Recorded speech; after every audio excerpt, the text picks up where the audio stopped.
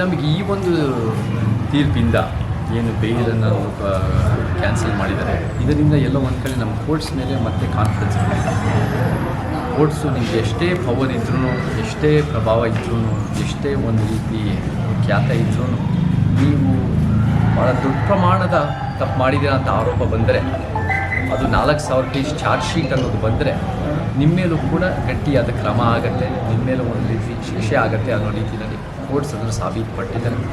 ಅದು no one is above the law ಅನ್ನೋ ರೀತಿಯಲ್ಲೇ ಅವ್ರು ಮಾತಾಡಿದ್ದಾರೆ.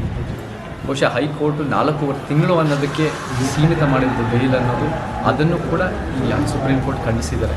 ಸೊ ಈ ನಿಟ್ಟಿನಲ್ಲಿ ನಮಗೆ ಡೆಮಾಕ್ರಸಿಗೆ, ಪ್ರಜಾಪ್ರಭುತ್ವಕ್ಕೆ ಕಾನೂನಡಿಯಲ್ಲಿ ನಾವೆಲ್ಲರೂ ಸರಿಸಮಾನ, ಮತ್ತು ಯಾರೇ ಒಂದು ರೀತಿ ದೊಡ್ಡ ಪ್ರಮಾಣದ ತಪ್ಪು ಮಾಡಿದ್ದಾರೆ ಅಂದರೆ ಅವ್ರಿಗೆ ಶಿಕ್ಷೆ ಆಗಲೇಬೇಕು, ದೊಡ್ಡ ಪ್ರಮಾಣದ ಶಿಕ್ಷೆ ಆಗಬೇಕು ಅಂತ ಈಗ ಸಾಬೀತು ಮಾಡಿದ್ದಾರೆ. ಈಗಲಾದರೂ ಫ್ಯಾನ್ಸು ತಮ್ಮ ತಪ್ಪು ಒಪ್ಕೊಂಡು ಈ ಥರ ಕಿಡಿಗೇಡಿ ಸೋಷಿಯಲ್ ಮೀಡಿಯಾದಲ್ಲೂ ಕೂಡ ಭಾರಿ ಯಾರಾದರೂ ಅದು ಖಂಡಿಸಿದರೆ ಅವ್ರ ವಿರುದ್ಧನೇ ಕೆಟ್ಟದಾಗಿ ಹಾಕುವಂಥದ್ದು ಆ ಥರ ಎಲ್ಲ ಮಾಡ್ತಾರೆ. ನಮಗೆ ಕೆಲವು ವ್ಯಕ್ತಿಗಳು ದರ್ಶನ್ ಅಭಿಮಾನಿಗಳಂತ ಹೇಳ್ಕೊಳ್ಳೋರು, ಅವರು ಒಂದು ರೀತಿ ನಿಂದನಾತ್ಮಕ ಮಾತುಗಳು, ಅವಹೇಳನ ಮಾತುಗಳು ಮಾಡ್ತಾ ಇರ್ತಿದ್ದಾರೆ ಅಂತ ನಮಗೆ ಬಂದಿದೆ.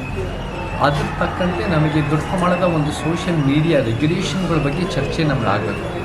ಬಟ್ ಅಭಿವ್ಯಕ್ತಿ ಸ್ವಾತಂತ್ರ್ಯ, ಮಾಧ್ಯಮದ ಸ್ವಾತಂತ್ರ್ಯ, ಆರ್ಟಿಕಲ್ 19 ಯಾವುದೇ ಕಾರಣಕ್ಕೂ ಉಲ್ಲಂಘನೆ ಆಗಬಾರ್ದು. ಬಟ್ ನಿಂದನಾತ್ಮಕ ಮಾತುಗಳು ಎಷ್ಟು ಮಟ್ಟಿಗೆ ಸಹಿಸಬೇಕು ಅನ್ನೋ ಪ್ರಶ್ನೆ ಬರುತ್ತೆ. ಅದು ಕೂಡ ರಮ್ಯವರ ಹೋರಾಟದಲ್ಲಿ. ಬಟ್ ನಾವು ಎಲ್ಲ ದರ್ಶನ್ ಅಭಿಮಾನಿಗಳು ಈ ರೀತಿ ಮಾಡ್ತಾ ಇದ್ದಾರೆ ಅಂತ ಹೇಳೋಕ್ಕಾಗಲ್ಲ.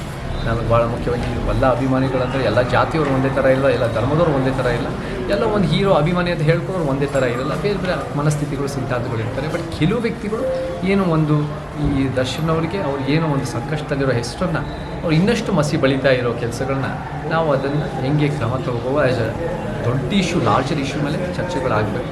ಸೊ ಆ ನಿಟ್ಟಿನಲ್ಲಿ ಮತ್ತು ಇವರು ಕೂಡ ನಮಗೆ ದೊಡ್ಡ ಪ್ರಮಾಣದಲ್ಲಿ ಅವ್ರಿಗೂ ಕೂಡ ಬುದ್ಧಿವಾದ ಹೇಳಿ ಹಿಂಗೆ ಮಾಡ್ದಂಗೆ ನಾವು ನೋಡ್ಬೇಕು. ರಮ್ಯದ ವಿಚಾರದಲ್ಲೂ ಒಂದು ಕೆಲವು ವ್ಯಕ್ತಿ 5-6 ಜನರಿಗೆ ಅವರು ಕೂಡ ತಪ್ಪಿತಸ್ಥರ ಕ್ರಮ ತಗೊಳ್ತಾ ಇದ್ದಾರೆ, ಅರೆಸ್ಟ್ ಮಾಡಿದ್ದಾರೆ. But it is not just Ramya ಅವ್ರದ್ದು ವಿಚಾರ ಅಷ್ಟೇ ಅಲ್ಲ, ದೊಡ್ಡ ಪ್ರಮಾಣದ ನಿಂದನಾತ್ಮಕ ಮಾತು. ಯಾಕಂದರೆ ನಮಗೆ ಟೀಕೆ ಟಿಪ್ಪಣಿ ಬೇಕಿದೆ, ಚರ್ಚೆಗಳು ಬೇಕಿದೆ, ವಿಶ್ಲೇಷಣಾ ಮಾತುಗಳು ಬೇಕಿದೆ.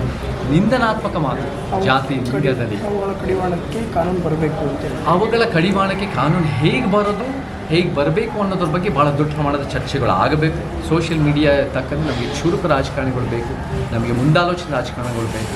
ನಮಗೆ ಒಂದು ರೀತಿ ಸೋಷಿಯಲ್ ಮೀಡಿಯಾ ಯುಗದಲ್ಲಿ, AI ಆರ್ಟಿಫಿಷಿಯಲ್ ಇಂಟೆಲಿಜೆನ್ಸ್ ಯುಗದಲ್ಲಿ ಒಂದು ಭಾಳ ಒಂದು ಒಳ್ಳೆಯ ಒಂದು ಟೆಕ್ನಾಲಜಿ ಅರ್ಥ ಮಾಡ್ಕೊಂಡಿರೋರು ಕೂಡ ಈ ಒಂದು ರೀತಿ ಅರ್ಥ, ಮತ್ತು ಸಂವಿಧಾನದ ಪೀಠಿಕೆ ಮತ್ತು ಆರ್ಟಿಕಲ್ 19 ಅರ್ಥ ಮಾಡ್ಕೊಂಡಿರೋರು ಸಹ ಬೇಕು. So this is very big issues.